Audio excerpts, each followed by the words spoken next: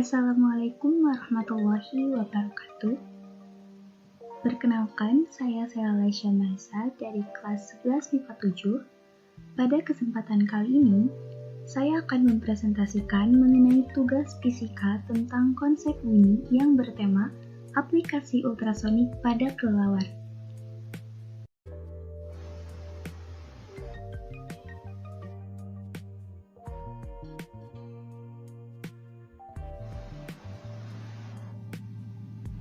Hal-hal yang akan dibahas mengenai yang pertama, konsep gelombang bunyi, yang kedua, klasifikasi gelombang bunyi, yang ketiga, aplikasi gelombang bunyi, dan yang keempat, kesimpulan.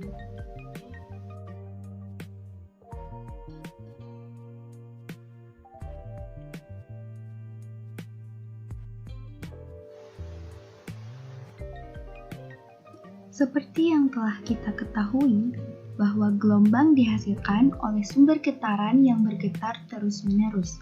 Dalam perambatannya, gelombang memindahkan energi dari satu tempat ke tempat lainnya. Maka dari itu, dapat kita definisikan bahwa gelombang merupakan getaran yang merambat sambil membawa energi selama perambatannya. Gelombang ini memiliki banyak macamnya. Salah satunya ialah gelombang bunyi. Gelombang bunyi ini dihasilkan dari benda yang bergetar. Seperti pada gambar, gelombang tersebut merambat dalam bentuk gelombang longitudinal pada suatu medium sambil merambatkan energi hingga ke pendengarnya.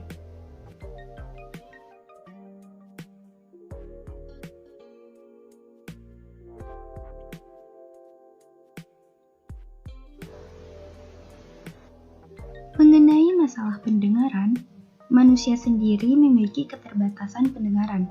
Telinga normal umumnya hanya dapat mendengar bunyi yang memiliki frekuensi antara 20 sampai 20.000 Hz. Bunyi yang frekuensinya terletak dalam daerah itu disebut audiosonik. Sedangkan untuk bunyi yang memiliki frekuensi lebih rendah dari 20 Hz disebut dengan infrasonik. Dan yang terakhir, bunyi yang memiliki frekuensi lebih tinggi dari 20.000 Hz disebut ultrasonik. Berikut adalah perbedaan suara bunyi berdasarkan tingkat frekuensinya mulai dari infrasonik, audiosonik, hingga ultrasonik.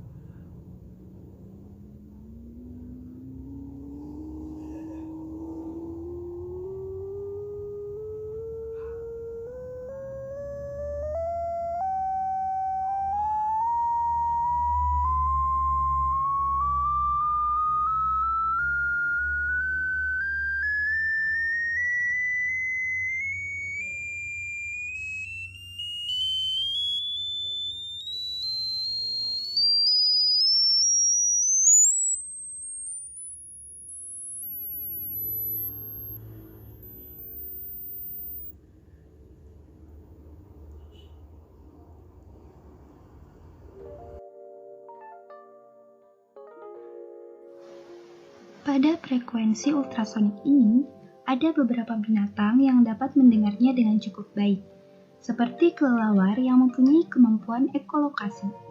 Ekolokasi yaitu kemampuan dengan menggunakan gelombang ultrasonik untuk mendeteksi suatu objek di depannya. Ekolokasi atau dikenal sebagai biosonar adalah sonar biologis yang digunakan pada beberapa spesies binatang.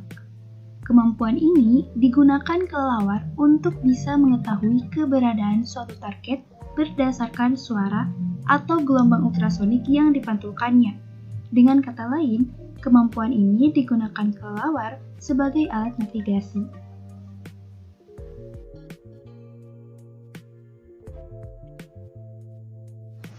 Menurut Cracknell, kelelawar memancarkan gelombang ultrasonik dengan frekuensi 4050 kHz. Gelombang ultrasonik yang dipancarkan oleh kelelawar itu akan dipantulkan ketika mengenai targetnya. Selanjutnya, kelelawar akan mengingat setiap gelombang bunyi yang dipantulkan dan menemukannya dengan gema yang kembali. Jarak kelelawar ke targetnya dapat dihitung dengan rumus berikut. S sama dengan V kali T dibagi 2, atau S sama dengan V kali N dibagi 2F. Dengan S sendiri adalah jarak antara kelelawar dengan targetnya, V adalah kecepatan, T adalah interval waktu, F adalah frekuensi, dan N adalah banyaknya gelombang.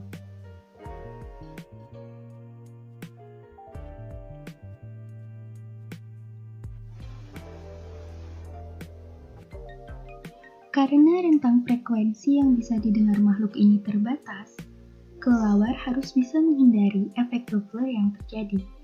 Menurut efek Doppler, jika sumber suara dan yang menerima tidak melakukan pergerakan, maka penerima akan mendengar frekuensi yang sama dengan suara yang dipancarkan oleh sumber suara tersebut. Namun, jika sumber suara atau penerima melakukan pergerakan, maka frekuensi penerimaan akan menyimpang dari frekuensi transmisi. Dalam situasi seperti itu, frekuensi suara yang dipantulkan mungkin termasuk dalam rentang frekuensi kelelawar yang tidak terdengar.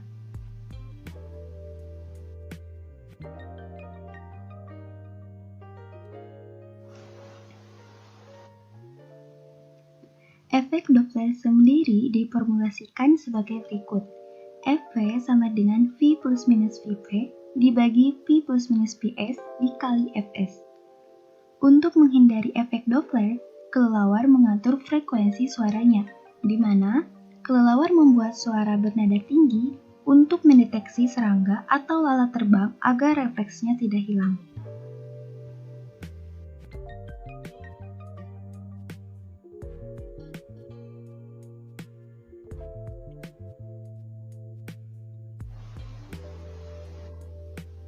Dari pembahasan yang telah dibahas barusan, dapat kita simpulkan bahwa gelombang bunyi memiliki frekuensi yang berbeda-beda. Salah satunya adalah ultrasonik yang memiliki frekuensi lebih tinggi dari 20.000 Hz. Gelombang ultrasonik memiliki pengaruh penting terhadap kelangsungan hidup kelelawar. Kelelawar menggunakan ekolokasi untuk membedakan suara mereka sendiri dari benda lain di lingkungannya. Dengan kemampuan itu, kelelawar bisa menembak dengan sangat akurat. Tetapi, kelelawar harus menyesuaikan frekuensi suara yang dikeluarkan agar menghindari yang namanya efek Doppler. Efek Doppler dapat menyebabkan frekuensi suara yang dipantulkan jatuh ke wilayah frekuensi yang berbeda.